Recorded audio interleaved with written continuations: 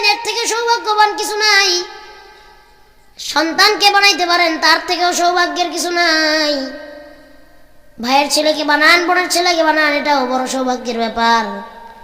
ওই কঠিন কিয়ামতের দিন যখন ইয়া নাফসি বলে ওই কিয়ামতের ময়দানে দৌড়াবেন, রৌদ্রের তাপ সহ্য করতে না পেরে কিয়ামতের জমিনটা তাওয়ার জমিন থাকবে, দাঁড়ায়া থাকতে পারবেন না, কষ্ট সহ্য করতে পারবেন না। ওই দিন আমার আল্লাহ ডাক দিবে আর বলবে, কত মেহনত করেছো নিজের সন্তানের পিছনে। আজকে সন্তানকে আলেম বানাইছো, হাফেজ বানাইছো, সন্তানকে তো জান্নাত দিলাম, সেই সন্তানের সাথে তুমি মা বাবাকেও আমি আল্লাহ জান্নাত দিয়ে দিলাম। সন্তানকে মাদ্রাসায় পড়াইলে কি লাভ জানতে হবে কি হবে না, আর না পড়াইলে কি লস তাও জানতে হবে কি হবে না। সর্বপ্রথম রাসূল সাল্লাল্লাহু আলাইহি ওয়াসাল্লাম বলেন, তলাবুল ইলমি ফারিদাতুন আলা কুল্লি মুসলিম। দ্বীনি ইলম তলব করা প্রত্যেক মুসলমানের উপর ফরজ করেছেন কে? সন্তানকে দ্বীন শিক্ষা দিতে হবে, কোরআন শিক্ষা দিতে হবে। কোরআন শিক্ষার কোনো বিকল্প নাই। কোরআন শুধু দেখে দেখেই পড়লে চলবে না, কোরআনকে সহি এবং শুদ্ধভাবে পড়তে হবে। কোরআনকে শুধু দেখে দেখে পড়লে চলবে না, কোরআনের ভাষাগুলিও বুঝতে হবে। কোরআন আপনাকে আমাকে কি বলতে চায়, কোরআনের পড়াগুলি বুঝতে হবে, নিজের ভাষায় অনুবাদ করে বুঝতে হবে। কোরআনকে তেলাওয়াত করতে হবে, তারপরে আবার কোরআনকে বুঝে নিজের জীবনে পরিচালনা করতে হবে, ঠিক কি না? শুধু নিজের জীবনে নয়, আল্লাহ পাক রব্বুল আলামিন বলেন, ফামান তাবিআ হুদায়া ফালা খাউফুন আলাইহিম ওয়ালা হুম ইয়াহজানুন। আল্লাহ তাআলা বলেন, যদি কোনো বান্দা নিজের জীবনকে কোরআন দিয়ে পরিচালনা করে, কোরআনের আইন দিয়ে পরিচালনা করে, ওই বান্দার মনে আর কোনো চিন্তা থাকবে না। যদি কোনো সমাজের মানুষ তার নিজের সমাজকে কোরআনের আইন দিয়ে পরিচালনা করে, যদি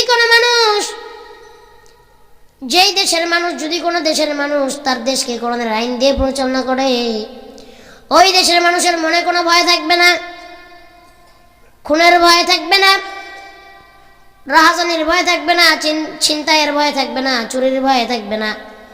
আজকে কত মা বোনেরা ধর্ষিত হচ্ছে, ধর্ষণের ভয়ও থাকবে না, গুম খুনের ভয় থাকবে না, ইফটিজিং এর ভয় থাকবে না।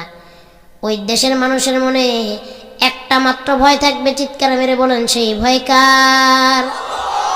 আর একটু চিৎকার মেরে বলেন সেই ভয় কার? আল্লাহ ছাড়া কারোর ভয় থাকবে না। সামনে এই যে আমার মাদ্রাসার 3-4টা ভাই বসে আছেন, আমি অনেক সময় ধরে লক্ষ্য করতেছি, এখানে আমি ওয়াজ করতেছি, আপনারা হাসাহাসি করতেছেন, বিষয়টা খুব খারাপ। এই যে সামনে আপনারা এই যে বসে আছেন, দয়া করে বলবো এটা হাসির মঞ্চ নয়। আপনারা মাদ্রাসা স্টুডেন্ট, আপনারা যদি হাসাহাসি করেন মানুষ কি মনে করবে? আমি অনেক সময় লক্ষ্য করছি, সামনে যে ভাইরা বসে আছেন, আশেপাশে যে ভাইরা বসে আছেন, দয়া করে আপনারা কোনো কথা বলবেন না, নড়াচড়াও করবেন না। এখানে আমি আমার জীবনের কথা আপনাদেরকে শোনাইতে আসিনি, আমার পরিবারের কথা বলতে আসিনি, এখানে আমি কোরআন হাদিস থেকে আপনাদেরকে শোনাইতে আসছি, ঠিক কিনা? আল্লাহ রাসূল সাল্লাল্লাহু আলাইহি ওয়াসাল্লাম বলেন, ওই কথার থেকে আর কোনো কথা দামি হইতে পারে না যেই কথা কোরআনের হয়, ওই কথার থেকে আর কোনো কথা দামি হইতে পারে না যেই কথা রাসূলের হয়, নবীর হাদিসের হয়। আপনারা মাদ্রাসায় পড়েন, আপনারা যদি এরকম করেন, হাসাহাসি করেন, একজনের সাথে একজন কথা বলেন, আপনাদের থেকে আমরা শিখবো কি বা মানুষ শিখবে কি? দয়া করে একটু বুঝবান হন। আমি কথাগুলো বলতে চাই না, আমি অনেক সময় আমি আপনাদের এই 3-4জনকে আমি ফলো করছি, তারপরে বলছি। বুঝে আসছে বিষয়গুলা? ব্যাস। বক্তা যখন হাসির কথা বলবে তখন তো হাসতে পারবেনি, যখন কোরআনের আয়াত বলা হচ্ছে, নবীর হাদিস বলা হচ্ছে, এই সময় হাসাটা তার মানে আপনার কাঁধে শয়তান ভর করছে, ঠিক কিনা? আল্লাহ বুঝার তৌফিক দান করুন, সকলে বলছে আল্লাহুম্মা আমিন।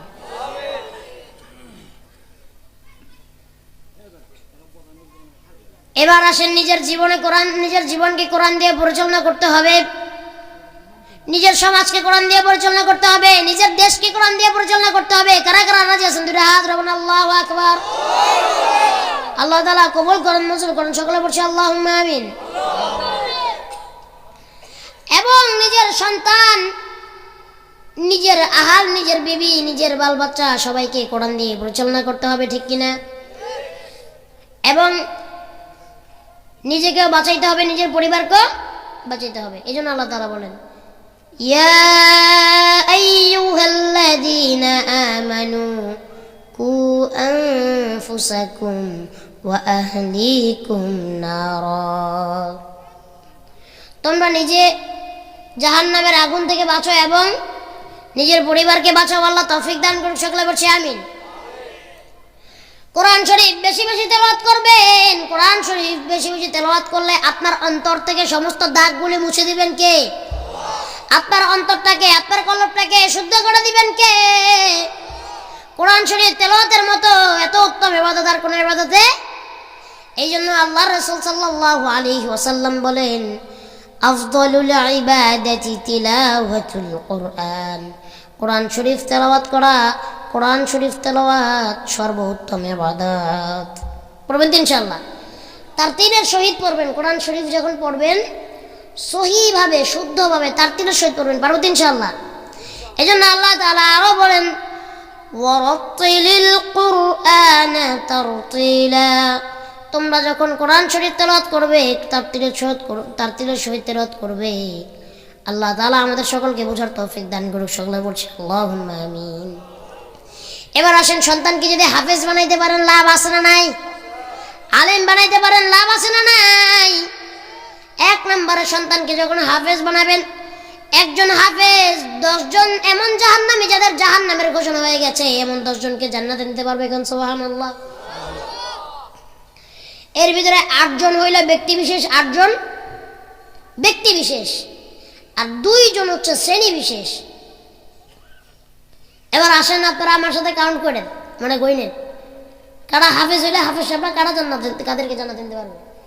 হাফেজের বাবা মা, দাদা দাদি, নানা নানি, শ্বশুর শাশুড়ি, 2 জন থাকবে শ্রেণী বিশেষ। এক শ্রেণী যারা হাফেজদেরকে মহব্বত করবে, ভালোবাসবে। আরেক শ্রেণী যারা তাদেরকে টাকা দিয়ে, পয়সা দিয়ে, শ্রম দিয়ে তাদেরকে হাফেজ বানানোর পিছনে সহযোগিতা করবে। সুবহানাল্লাহ। এই 10 জন লোক জান্নাতে যাবে। আল্লাহ তাআলার কাছে ওই হাফেজ সাহেব সুপারিশ করবে আর বলবে, আল্লাহ আমি ওনাদেরকে ছাড়া জান্নাতে যাব না। আল্লাহ বলবে, যাও যাও, তোমাকেও জান্নাত দিয়ে দিলাম, আর তোমার সাথে তুমি যাদের জন্য সুপারিশ করেছো তাদেরকেও জান্নাত দিয়ে দিলাম। সুবহানাল্লাহ। তাহলে হাফেজের বাপ মা হইলে লাভ আছে না নাই? হাফেজের দাদা দাদি হইলে লাভ আছে না নাই? হাফেজের নানা নানি হইলে লাভ আছে না নাই? দেখেন আল্লাহ তাআলা এমনও দিয়ে দিয়েছেন, হাফেজের শ্বশুর শাশুড়ি হইলে লাভ আছে না নাই? আবার হাফেজকে ভালোবাসলে, তাকে সহযোগিতা করলে লাভ আছে না নাই? আল্লাহ বুঝার তৌফিক দান করুক। সকলে বলছে আমিন। কোরআন শেখার মতো এত উত্তম ইবাদত আর কোনোটা নাই। কোরআন পড়ার মতো এত উত্তম ইবাদত আর কোনোটা নাই। আজকে কোরআন শরীফগুলো কোথায়? আপনার আমার ঘরের সেলফে, মানে তাকে পড়ে আছে।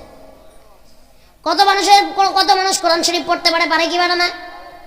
এমন লোক এখানে আছে 2 মাস হয়ে গেছে, 3 মাস হয়ে গেছে, কোরআন শরীফের উপর ধুলা পড়ে গেছে, একবার কোরআন শরীফটা খুইলা তারপরে এক পাতা পড়েও দেখে আছে না নাই? আপনি আমি খিদা লাগলে খাই কি খাই না? কোরআনের তো একটা খাবার আছে, সেই খাবারের নাম কি? কোরআনকে তেলাওয়াত করতে হবে, এটাই কোরআনের খাবার। কোরআনকে তেলাওয়াত করবেন না, কোরআনকে ঘরের উপরে রেখে ফেলে দিবেন, সেই কোরআন আপনার আমার উপর বদদুয়া দিবে কি দিবে না? এই জন্য বলবো, কোরআনকে তেলাওয়াত করবেন, কোরআনকে ভালোবাসবেন। আপনাকে ভালোবাসবেন কে? এই যে আমি নুরুল ইসলাম বিক্রমপুরী। আজকে আমি ওয়াজ করি বা সারা দেশের মানুষ আমাকে চিনে বা আমি বড় বড় ময়দানে কথা বলি, এটা আমার কোনো যোগ্যতা না, এটা আমার কোনো দাম নাই। আমি একজন সাধারণ মানুষ। হ্যাঁ, আমার কাছে কি আছে জানেন? আমি বলবো না আমি অনেক এলেমের অধিকারী, আমি অনেক কিছু জানি না। আমার কাছে আছে সর্বপ্রথম আমার আব্বা আমার দোয়া। 2 নম্বরে আমার ওস্তাদদের মেহনত, 3 নম্বরে আপনাদের ভালোবাসা, সবচেয়ে সর্বোত্তম যে নাম্বার সেটা হলো আল্লাহর কবুলিয়ত। আমার মতো এমন সন্তান আপনাদের আছে না? অনেকের, আমার বয়সে অনেকের ভাই আছে, আমার বয়সে অনেকের সন্তান আছে, আমার বয়সে অনেকের নাতি নাতনিও আছে। আমি একজন সাধারণ মানুষ। আজকে যে আপনারা এতগুলো মানুষ আসছেন না, আমার কোনো দাম নাই, দাম হলো কোরআনের। তার কারণ কি জানেন? কোরআনকে মূল্যায়ন করতে হবে, ভালোবাসতে হবে এবং তেলাওয়াত করতে হবে, এবং আল্লাহ তাআলা কোরআনে কি বলেছেন আপনারা আপনাকে আমাকে, ওইটা আপনার আমার জীবনে আমল করতে হবে। এই যে একটা কত কাপড় আমাদের আশেপাশে আছে না নাই? এই কাপড়গুলা কিন্তু আমরা এখন পায়ে পাড়া দিয়ে যাচ্ছি। আবার আপনি আমি এই কাপড়গুলা অনেক কাজে ইউজ করে কি করি না? মা বোনেরা গায়ে দেয় অনেক সময় কাপড় দিয়ে, আমাদের অনেক কাজ আছে না নাই? এই একই কাপড় কিন্তু আপনি আমি সম্মান করি না, ইজ্জত করি না, কিন্তু ওই সেম কাপড়, একই কাপড় যখন কোরআনের সাথে জড়িয়ে গিলাফ হয়ে যায়, তখন এই কাপড়টার মর্যাদা কত বেড়ে যায়। এখন তো উজু করে ধরি না, তখন উজু ছাড়া ধরতে ভয় লাগে কোরআনের গিলাফটাকে, ঠিক কিনা? এখন তো একটা জামা ছুঁড়ে ফেলে দিলাম ঘরে যায় খুইলা, তো ওই গিলাফটাকে কিন্তু আপনি আমি ছুঁড়ে ফেলে দিই না, বড় মায়া করি, মহব্বত করি, সম্মান করি, ঠিক কিনা?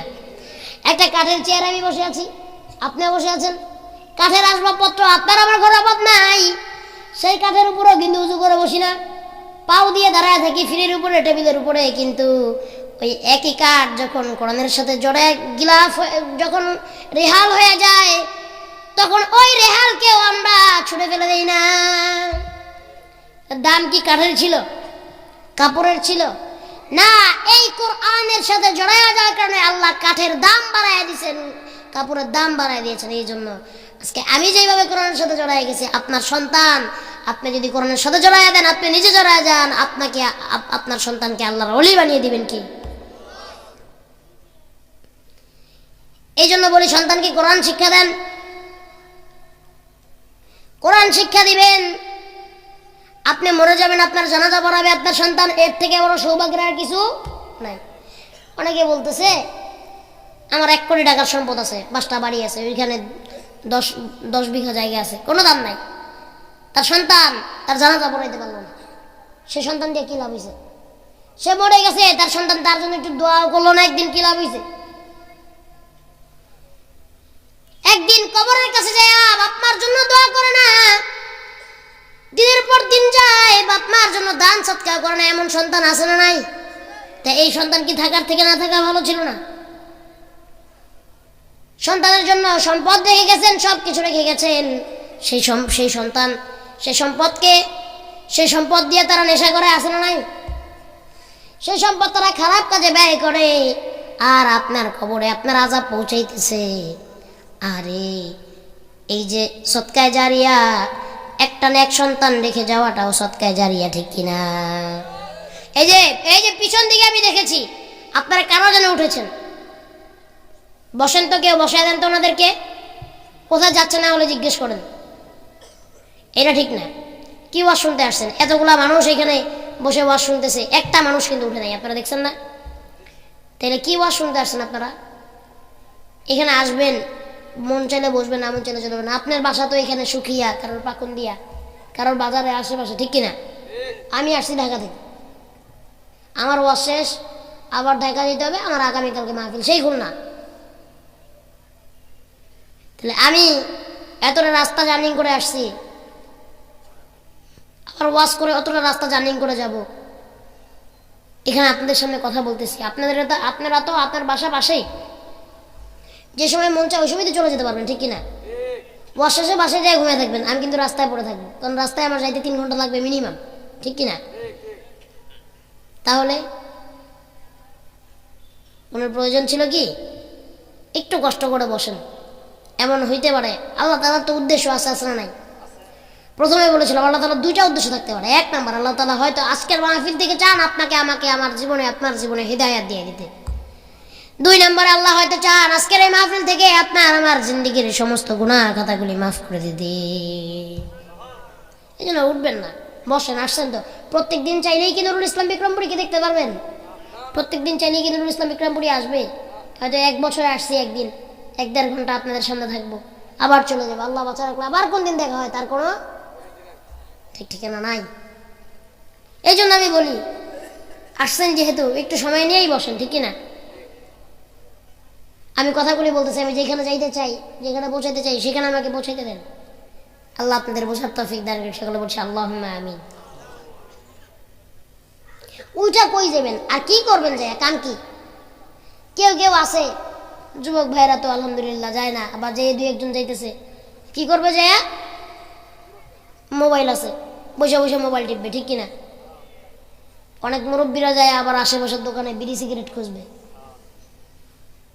মুরব্বী কাশতে কাশতে জীবনটা শেষ, দমটা বাইরে যাচ্ছে। ডাক্তার কাছে, মুরব্বী আপনি আর সিগারেট খায়েন না, আকিস বিড়িও খায়েন না। তো ডাক্তার যখন না করছে তখন সে বিড়ি খেত প্রতিদিন 4টা-5টা। ডাক্তার না করার পরে এখন খায় 8টা-10টা। কারণ কি? এখন কইতেছে ডাক্তার তো আবার না করছে যে আপনি বিড়ি খায়েন না বা সিগারেট খায়েন না, মুরব্বী আপনার তো পাথর জমবে, আপনার ফুসফুসে তো সমস্যা হবে। আরে মরি তো যেমন খায় মরি, ঠিক কিনা? এমন মুরব্বী আপনার এই সুখিয়ায় পাকন দিয়ে নাই?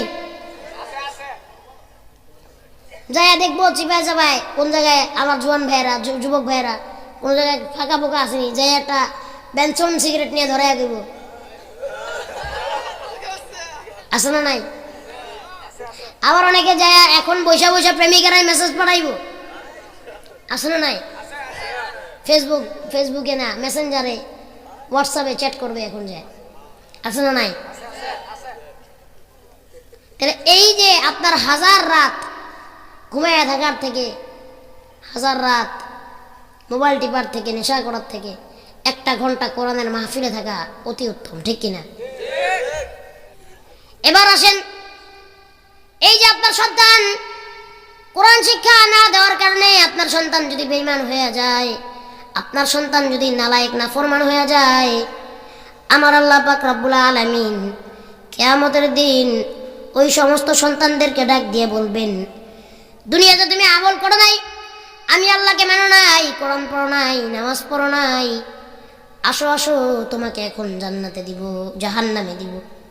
আহা, সে সন্তান আল্লাহকে ডাক দিয়ে বলবে, আল্লাহ আমার কোনো দোষ নাই, আমার বাপ মা আমার ছোটকাল থেকে মাদ্রাসা দেয় নাই, বাবা বলছে আমার ছেলেকে আমি বানাবো বড় পুলিশ, মা বলেছে আমার ছেলে হবে ডাক্তার, দাদা বলে আমার নাতি হবে ইঞ্জিনিয়ার, আমাকে তো আমার বাপ মা কোরআন শিক্ষা দেয় নাই। সন্তানকে ইঞ্জিনিয়ার বানান, ডাক্তার বানান, পুলিশ বানান, কোনো সমস্যা নাই, কিন্তু যেটা আল্লাহ তাআলা আপনার আমার প্রতি ফরজ করেছেন সেই কোরআন নিজের সন্তানকে আগে শিক্ষা দিতে হবে, নিজের সন্তানকে দ্বীন শিক্ষা দিতে হবে। সে হোক ডাক্তার, সে হোক ইঞ্জিনিয়ার, সে হোক পাইলট, অ্যাস্ট্রোনট, যাই হোক, তাকে আগে কোরআনের শিক্ষা দিতে হবে। এই শিক্ষা আপনার আমার উপর ফরজ করলেন কে? এই জন্য ভাইয়ের আমার, যখন আল্লাহ তাআলা আপনার সেই সন্তানকে ডাক দিয়ে বলবে, সন্তান বলবে, আল্লাহ আমার তো কোনো দোষ নাই, সব দোষ আমার মা বাবার, আমার মা আমাকে কোরআন শিক্ষা দেয় নাই, আমার বাবা আমাকে কোরআন শিক্ষা দেয় নাই, আল্লাহ আমি আজকে যদি জাহান্নামে যাই, আমার মারে আমার বাবারে ছেড়ে আমি জাহান্নামে যাব না। আল্লাহ ডাক দিবেন আর বলবেন, এর মা বাবারে ধরে নিয়ে আসো।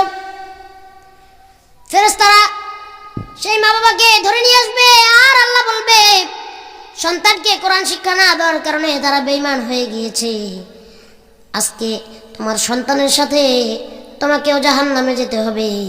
সন্তান বাবা মার ঘাড়ে পাড়া দিয়ে জাহান্নামে যাবে, সাথে বাবা মাকে নিয়ে জাহান্নামে যাবে।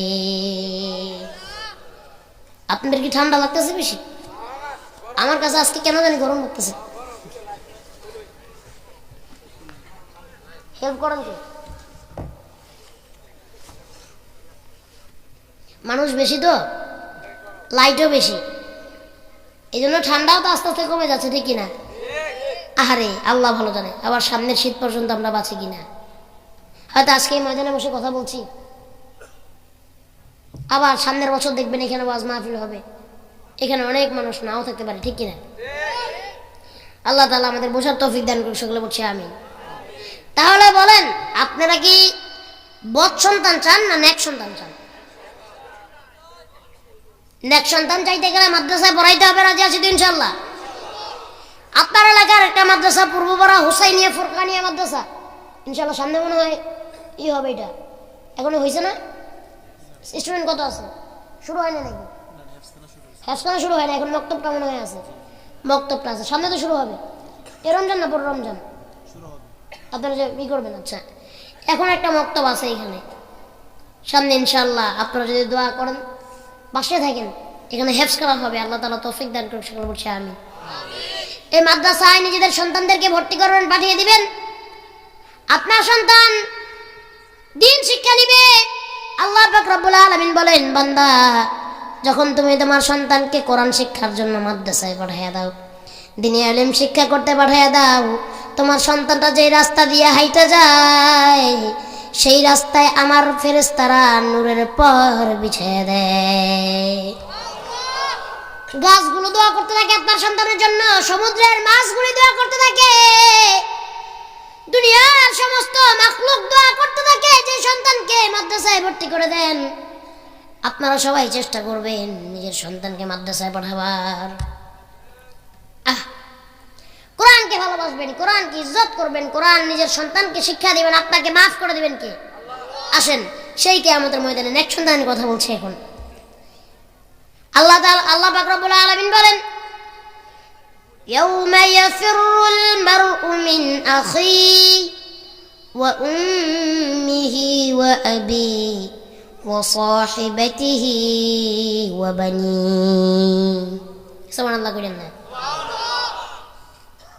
আল্লাহ পাক রব্বুল আলামিন বলেন, ইয়াউমা ইয়াফিরুল মারউ মিন আখি, ওই দিন তোমাকে কেউ চিনবে না। কারা তোমাকে চিনবে না? ওয়া উম্মিহি ওয়া আবি, তোমার মা তোমার বাবা, ওয়া সাহিবাতিহি ওয়া বানি, তোমার বিবি তোমার বাল বাচ্চা তোমার আত্মীয় স্বজন, তোমার কেউ তোমাকে চিনবে না। ওই কিয়ামতের দিনটা বড় কঠিন দিন হবে, হাসরের ময়দানটা বড় কঠিন হবে। আল্লাহ পাক রব্বুল আলামিন বান্দাকে ডাক দিয়ে বলবেন, দেখবেন বান্দার কাছে একটা গুনাহ, একটা নেক কম, একটা গুনাহ বেশি। আল্লাহ বলবে যে বান্দা যাও এই একটা নেক কার থেকে বড় নিয়ে আসো। ওই দিনই বোঝা যাবে কে আপনার আপন আর কে আপনার পর, ঠিক কি না? কে আপন কে পর ওই দিন বোঝা যাবে কি যাবে না? বান্দা কিয়ামতের ময়দানে দৌড়াদৌড়ি করবে, ভাইকে দেখবে ভাই পলায়া যাবে, বাবাকে দেখবে বাবা পলায়া যাবে, মাকে দেখবে মা পলায়া যাবে। যদিও কারোর সাথে চেনা পরিচয় হয়ে যায়, কথা হয়ে যায়, বন্ধুকে বলবে বন্ধু কত রাত একসাথে কাটিয়ে দিয়েছি, কত জায়গায় একসাথে খেলাধুলা করেছি, কত দুষ্টামি ফাইজলামি একসাথে করেছি বন্ধু, আজকে তোমার বন্ধু একটা নেকের জন্য জান্নাতে যাইতে পারি না, আমাকে একটা নেক দিবানি। বন্ধু বলবে তুমি আমার কিসের বন্ধু, আমি তোমাকে চিনি না। বাবার কাছে যাবেন, বাবা বলবে আমার সন্তান নাই। মায়ের কাছে যাবেন, মা বলবে আমার সন্তান নাই। একজনের পিছনে আরেকজন পলায়ন করতে থাকবে, কেউ কাউকে চিনবে না, মা সন্তানকে চিনবে না, সন্তানও বাবাকে চিনবে না, মাকে চিনবে না। ওই কিয়ামতের কঠিন দিনে আপনার আলেম সন্তানটা আল্লাহ তাআলা ডাক দিয়ে বলবে, দুনিয়াতে আল্লাহর কোরআন তুমি পড়েছো, আল্লাহর কোরআন তুমি প্রতিষ্ঠা করতে গিয়ে কতই না কষ্ট সহ্য করেছো। আলেম ওলামারা অনেক কষ্ট সহ্য করছে না? কত আলেম ওলামা বছরের পর বছর জেল খেটেছে, কত আলেম ওলামা বিনা অপরাধে বিনা দোষে ফাঁসিতে ঝুলিয়ে দেওয়া হয়েছে, কত আলেম ওলামা জেল কাটতে কাটতে ওই জেলের ভিতরেই তাদের মৃত্যু হয়ে গেছে। বিশেষ করে আজকে আমার একজনের কথা বড় মনে পড়ে যায়, কোরআনের বাকি আপনার আমার মহাব্বতের আল্লামা দিলওয়ার হোসেন সাইদি। আল্লামা দিলওয়ার হোসেন সাইদি রহিমাহুল্লাহ কিশোরগঞ্জের জমিনে বয়ান করেন নাই? এখানে হুজুরের বয়ান শুনছে, এখানে অনেকে আছে, সরাসরি আছে না? অনেক মুরব্বীরা আছেন না, হুজুরের বয়ান সরাসরি শুনছেন? কারা কারা শুনছেন একটু হাত উঠান তো। হুজুরের বয়ান আয় মার হাবা, অনেক মুরব্বীরা শুনছে, হাত নামান। সামনাসামনি আপনারা দেখছেন, হুজুরকে শুনছেন। কোরআনের পাখির জন্য আজকে কলিজাটা ছিঁড়ে যায়। হয়তো আজকে যদি বেঁচে থাকতো এই কোরআনের ময়দানে বসে উনি কথা বলতেন, আমরা বসে বসে শুনতাম। আমার বড় ইচ্ছা ছিল ওনাকে একবার সামনে থেকে দেখবো, ওনার ওয়াজটা শুনবো সামনে বসে বসে। আজকে কত আলেম ওলামা ইসলামের জন্য জীবন দিয়েছে, আল্লাহ তাআলা তাদের ওই জান্নাতে আলা মাকাম দান করে দেখ। সকলে বলছে আল্লাহুম্মা আমিন। আল্লাহ বলবে, আলেম বড় কষ্ট করেছো, বড় নির্যাতন সহ্য করেছো, নিজের জীবন দিয়েছো, আসো আসো, আমি আল্লাহ তাআলা আজকে সেই প্রতিদান হিসাবে আমি আল্লাহ পাক রব্বুল আলামিন তোমাকে সব থেকে বড় জান্নাতের মালিক আমি আল্লাহ বানাইয়া দিলাম। কথা বলি না, নিজেদের ভিতরে কথা না বলি। সে আলেম ওলামা বলবে, আল্লাহ আমারও তো জান্নাত দিলেন, ওই যে আমার জনম দুঃখিনী মা যে নিজে না খাইয়া আমারে খাওয়াইছে, মানুষের বাড়িতে কাজ কইরা কইরা আমাকে কষ্ট করে পড়াশোনা করাইছে, ওই যে জনম দুঃখিনী বাবা পথে ঘাটে কাজ করেছে, মানুষের জমিনে কাজ করেছে, অটো চালাইছে, সিএনজি চালাইছে, মাটি কেটেছে, এই জনম দুঃখিনী মা বাবার না নিয়া আমি আলেম জান্নাতে যাব না। আল্লাহ বলবেন, মা বাবাকে ডাক দেওয়া হোক, আলেমের মা বাবাকে ডাক দেওয়া হবে। দেওয়ার পরে আল্লাহ বলবেন, ও আলেম, এই যে তোমার মা, এই যে তোমার বাবা, আমি তোমাকেও জান্নাত দিয়েছি, যাও যাও তোমার মা বাবাকেও আমি জান্নাত দিয়ে দিলাম। এবার আল্লাহ দেখবেন আবার দাঁড়ায় আছে, বলবে, তুমি আবার দাঁড়ায় আছো কেন? তোমাকেও দিলাম, তোমার মা বাবাকেও দিলাম। বলবে, আল্লাহ আমারে তো দিয়েছেন, মা বাবারা দিয়েছেন, আমার ভাই বোনরা তো দেন নাই, আমার দাদা দাদিরা দেন নাই, ওই যে আমাকে কষ্ট করে পড়িয়েছে আমার মাদ্রাসার ওস্তাদ তারা তো দেন নাই, ওই যে আমার পিছে শ্রম দিয়েছে, আমাকে টাকা পয়সা দিয়ে সাহায্য করেছে, ওই যে আমি যার বাড়িতে লজেন খাইছি থাকছি আর পড়ছি তারা তো দেন নাই। আল্লাহ বলবে, যাও তোমার যারা যারা পছন্দ হয় আমি আজকে তোমার উসিলায় আমি আল্লাহ সবাইকে আজকে তোমার উসিলায় মাফ কইরা দিব। এই জন্য নিজের সন্তানকে দিনী শিক্ষা দেন। দিনী শিক্ষার দরকার আছে কি নাই? সন্তানটা যখন আল্লাহর কাছে হাজরা বলবে, রব্বির হামহুমা কামা রব্বায়ানি সগীরা, আমার আল্লাহ বলবেন, বাবা মার জন্য দোয়া করে রে সন্তান, যাও যাও আমি তোমার মা বাবাকে মাফ কইরা দিলাম। এই জন্য সন্তানকে কোরআন শিক্ষা দিতে হবে কি হবে না? কোরআন শিক্ষার দরকার আছে না নাই? ছোট্ট একটা মিসাল শোনা যায়, তারপরে আর কন্টিনিউ করবো না, রাত হয়তো অনেক হয়ে গেছে, 11:50, 10:50 উঠছি, প্রায় 1 ঘন্টা। শেষ কথা নাই, আমি কথা বললে আপনারা বলবেন না, আস্তে। তাহলে এবার বলেন, আজকে যে আলোচ্য বিষয়ে আমরা কি শিখতে পেরেছি? সন্তানকে কোরআন শিক্ষা দিতে হবে। কোরআন শিক্ষা দিলে লাভ আছে না নাই? যদি সন্তানকে না পারেন, আমি তো প্রথমে বলছি, ভাইয়ের ছেলে বোনের ছেলে তাদেরকে দেওয়ার চেষ্টা করুন। কারা কারা রাজি আছেন দুটো হাত আল্লাহকে দেখাবেন, আল্লাহু আকবার। আয় আল্লাহ আমাদের হাতগুলোকে কবুল ও মঞ্জুর করেন। সকলে বলছে আল্লাহুম্মা আমিন। হাত নামান। হাত উঠাইতেও কি কষ্ট লাগে? নেতার পিছনে দিয়ে আগে স্লোগান দিয়েছেন আর কইছেন, এখন সেই নেতা কোথায়? আসেনি এলাকায়?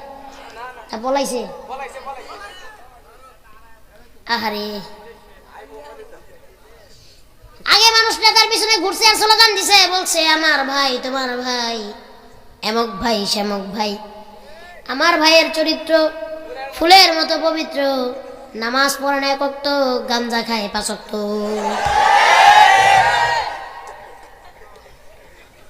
আপনি তো চেয়ারতে পড়ে যেতে রয়েছেন।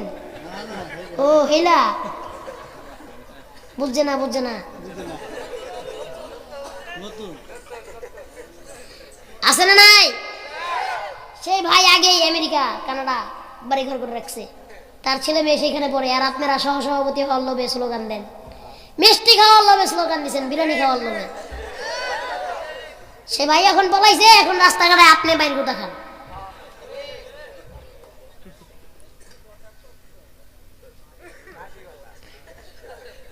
কথা নাই? আমি বলছি না, আমি কথা বললে আপনারা বলবেন না?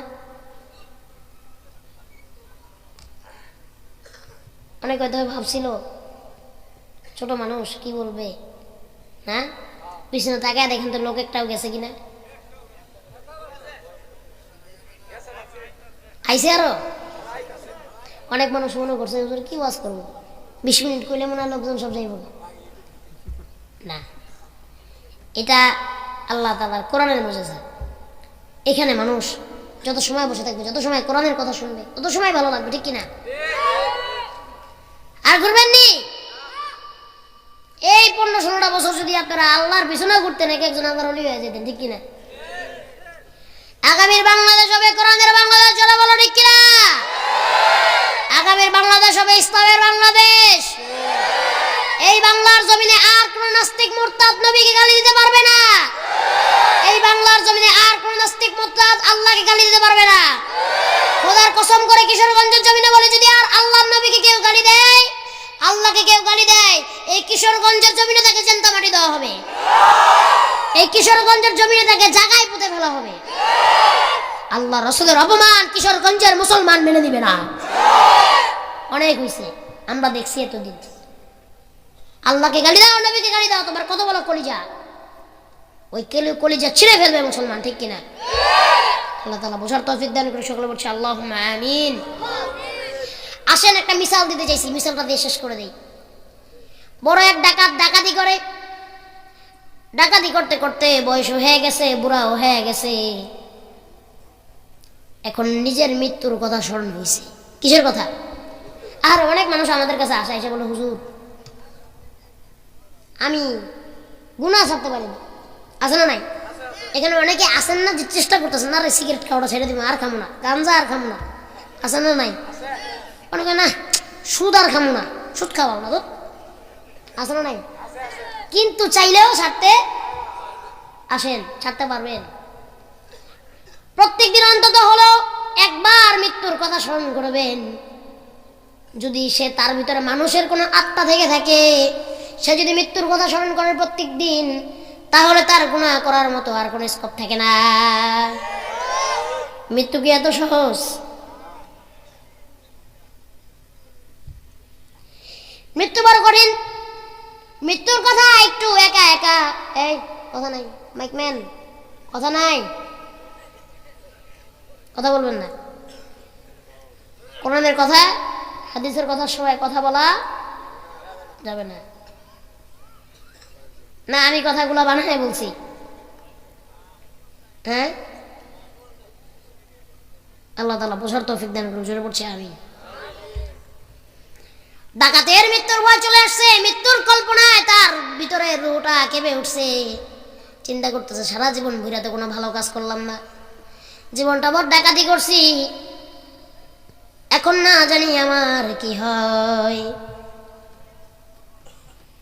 চিন্তা করতে করতে দেখতেছে মাফ পাওয়ার আর কোনো উপায় নাই। সবাইকে ডাক দিছে, মৃত্যুর সবাই হয়ে গেছে, সবাইকে ডাক দিছে, ডেকে এনে বলেছে আমি তো জীবনে কোনোদিন ভালো কাজ করি নাই, কত মানুষের ধন সম্পদ ইজ্জত লুট করেছি, কত মানুষকে জীবনে মেরেছি, আল্লাহ তো আমাকে জীবনে মাফ করবে না, ভালো কাজ তো কিছুই করে যেতে পারলাম না। আমি যদি মারা যাই আর তোমাদের ঘরে কারোর যদি একটা সন্তান জন্ম নেয়, তাহলে আমার যদি কোনো নাতি নাতকুর কেউ জন্ম নেয়, তোমরা তাকে মাদ্রাসায় পাঠাইয়া দিবা। এই কথা বলে ডাকাত মরে গেছে কিছুদিন পর। ডাকাত ওই যে মানুষের মারছে, মানুষের ধন সম্পদ ইজ্জত লুট করেছে, তার উপর আযাব শুরু হয়ে গেছে। ওই দিক দিয়া 5-6 বছর ওই ডাকাতের ঘরে, ডাকাতের ছেলের ঘরে একটা ছেলে সন্তান জন্ম নিয়েছে, ডাকাতের নাতি।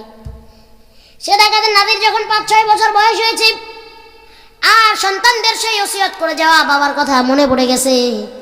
বাবা তো মরার আগে বলেছিল যদি আমাদের ঘরে কারোর সন্তান হয় তাহলে যেন আমরা মাদ্রাসায় দিই।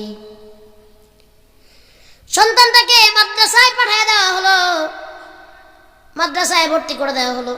প্রথম দিন মাদ্রাসায় গিয়ে ওস্তাদজি সেই ডাকাতের নাতিকে সবক দিচ্ছে আর পড়াচ্ছে, বলতেছে বলো বিসমিল্লাহির রহমানির রহিম।